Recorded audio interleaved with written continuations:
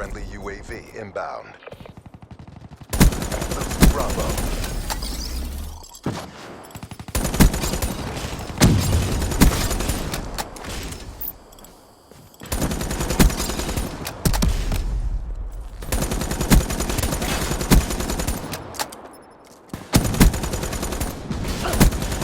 Losing Alpha.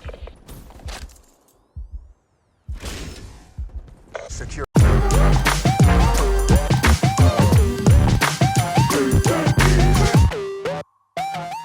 What's going on, guys? Great Disciple back with another gameplay. And what did you think about that opening clip? That kill chain was awesome. And let me tell you, because people have asked me before, how do you get a kill chain? The easiest way to explain it is this. You have to be prepared for a spawn flip, and you have to know how to rotate the spawns very quickly. I think the longest time that you can have between kills, or at least a hit marker, is about 2 seconds. So you have to be moving and they have to rotate just perfectly to get it.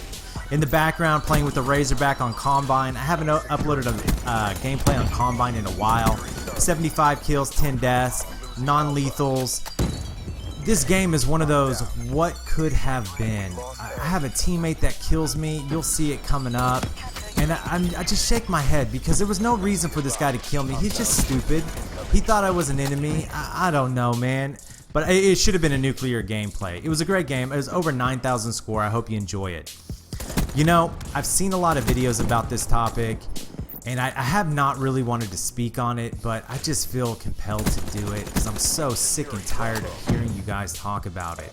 I see it on TSG, I see the big YouTubers. I feel like all the small YouTubers are just mimicking the big guys, so let me just throw my 2 cents in.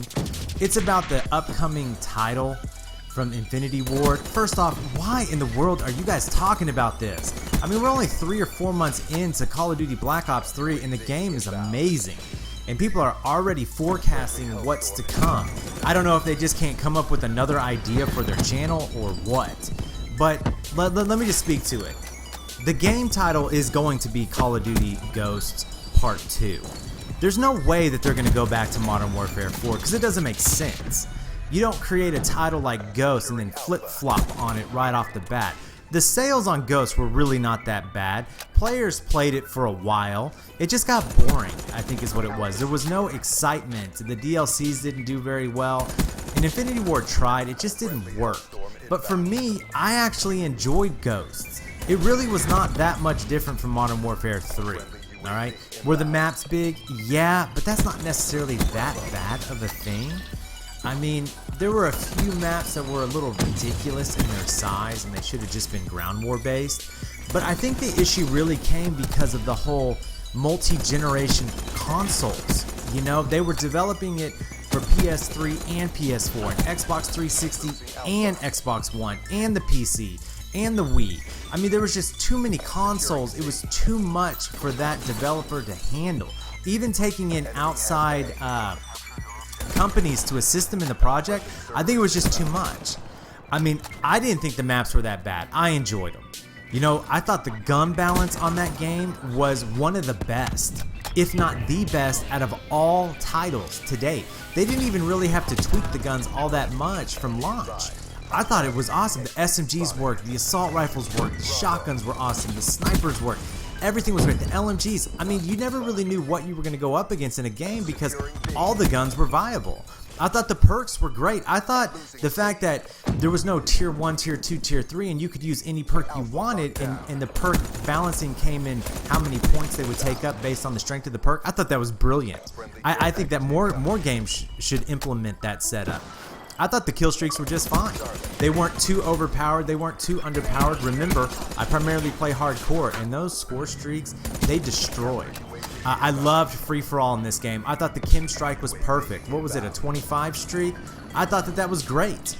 And the fact that you could kill everybody in the map but it didn't end the game, I thought it was great. My only downside in that game, personally, was the graininess.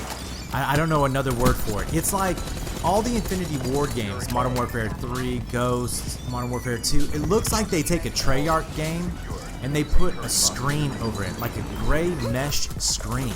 And I know that they're probably trying to create ambiance or effect, like we're at the point where it's difficult to see the other players, that just got, it got really frustrating, especially in the bigger maps, because it was very difficult to see guys across the map. For me. So I was forced to run those reticules like the thermal, and there was the other one where they would glow with like a red outline around the player model.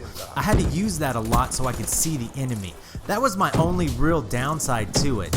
Again, I remember people used to complain against Amplify and Dead Silence not canceling out Amplify, but I've already spoken about that in another video, how as long as people are buying headsets and there's a market for it, they're never going to fully counter any type of sound perks in the game. So I actually look forward to Ghost Part 2 because I enjoyed Ghost 1. It's where I fell in love with free-for-all and the hit registration. Man, Infinity Ward has it right. I don't know how they do it and why Treyarch hasn't copied it, but the hit registration in Infinity Ward games are second to none. And if they do their game right, if they do Ghost 2 right, it could potentially be the greatest title in COD history. I don't know, that's just me. If you liked the video, hit the thumbs up button. As always, leave your comment down below and subscribe for more. Let's talk about this a little bit. Let's get positive, guys. Have a good one.